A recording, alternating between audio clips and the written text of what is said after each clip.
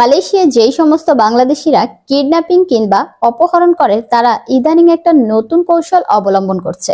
সাধারণত আমরা জানি যে বেকার প্রবাসীদেরকে কাজ দেওয়ার কথা বলে অনেকে প্রবাসীদেরকে রুমে আটকে রেখে তারপর মুক্তিপণ আদায় করে। কিন্তু ইদানিং তারা যেটা করছে সেটা হলো ফেসবুকে তারা খেয়াল করছে যে মালয়েশিয়াতে কোন প্রবাসী ব্যবসা করছে, কোন প্রবাসী ভালো পজিশনে আছে, এগুলো খেয়াল করে তারা তাদেরকে টার্গেট করছে। একটা পর্যায়ে তাদেরকে অপহরণ করে রুমে আটকে রেখে মুক্তিপণ আদায় করছে। আসলে আপনাদেরকে আমি পুরো বিষয়টি ভালোভাবে বুঝিয়ে বলছি। ধরুন যে সে জানতে পারলো কেউ একজন কোনো প্রবাসী হুন্ডির ব্যবসা করে। সে প্রথমে ফোন দিয়ে বলবে যে ভাই আমি আপনাকে 500 রিঙ্গিত কিংবা 1000 রিঙ্গিত পাঠাবো, আজকে রেট কত আছে একটু জানাবেন।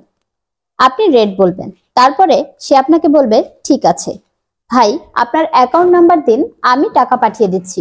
সে প্রথমে আপনার অ্যাকাউন্টে টাকাটা দিবে, তারপর আপনি যখন তাকে দেশে হুন্ডিতে টাকা পাঠাবেন এরপর সে আপনাকে ফোন দিয়ে বলবে যে একটা পর্যায়ে যে ভাই আমি যে এলাকাতে আছি এখান থেকে প্রচুর মানুষ টাকা পাঠায়, আপনি আমার সাথে দেখা করুন, আমি আপনাকে 15 থেকে 20 লাখ টাকা হুন্ডির ব্যবস্থা করে দিতে পারবো। যখন আপনি তার সাথে দেখা করতে যাবেন তখন সে প্রথমে চেষ্টা করবে তার রুমে নিয়ে যাওয়ার জন্য।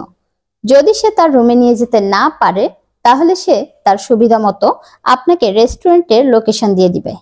ওই রেস্টুরেন্টে যারা ওয়েটার হিসেবে কাজ করে তাদের মধ্যে এমন একজনের সাথে তার আগে থেকে কথাবার্তা থাকে যে কিনা এই ধরনের কাজে লিপ্ত আছে, সেও এই গ্রুপের সদস্য। তো আপনি যখন রেস্টুরেন্টে খাবার অর্ডার করবেন আপনার খাবারের সাথে এক ধরনের নেশা জাতীয় দ্রব্য মিশিয়ে দেবে, যা খেলে কিছুক্ষণ পরেই আপনি একটা পর্যায়ে সেন্সলেস হয়ে যাবেন। সেন্সলেস হয়ে যাওয়ার পর তখন আপনাকে চিকিৎসার কথা বলে তাদের গাড়িতে নিয়ে যাবে এবং রুমে আটকে রাখবে। যদি তারা এই কাজটিও করতে না পারে তাহলে তারা অন্য কৌশল অবলম্বন করবে। সেটা হচ্ছে এক ধরনের নেশা জাতীয় দ্রব্য আছে যেটা আপনার নাক বা শ্বাস প্রশ্বাসের আশেপাশে নিলেই আপনার যে স্বাভাবিক অবস্থা বা যে স্বাভাবিক সেন্স ওইটা কাজ করবে না। আপনি চলাফেরা করবেন, কথাবার্তা বলবেন, কিন্তু আপনি সম্পূর্ণ তাদের দিক নির্দেশনা অনুযায়ী চলবেন। তারা যা বলবে আপনি তাই করবেন। অর্থাৎ উঠতে বসলে উঠবেন, বসতে বসলে বলবেন। হাতের ঘড়িটাও যদি খুলে দিতে বলে সেটাও খুলে দিবেন। এক কথায় তারা কিন্তু আপনাকে একেবারে বশে এনে ফেলবে। সেই জন্য আমি আপনাদেরকে বলবো আপনারা যখন অচেনা কারোর সাথে কিছুদিনের পরিচিত এমন কারোর সাথে দেখা করতে যাবেন একেবারেই একা যাবেন না, আপনার সাথে দু একজন লোককে সাথে করে নিয়ে যাবেন।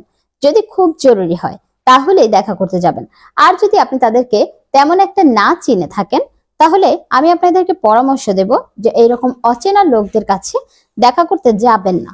যদিও খুব জরুরি হয় কাউকে সাথে করে নিয়ে যাবেন, তা না হলে এমন বিপদে পড়বেন যে মুক্তিপণ দিতে তো পারবেন না, উল্টো আপনার জীবন নিয়ে আপনি হেনস্থার মধ্যে পড়ে যাবেন, আপনার জীবন সংকট দেখা দিবে।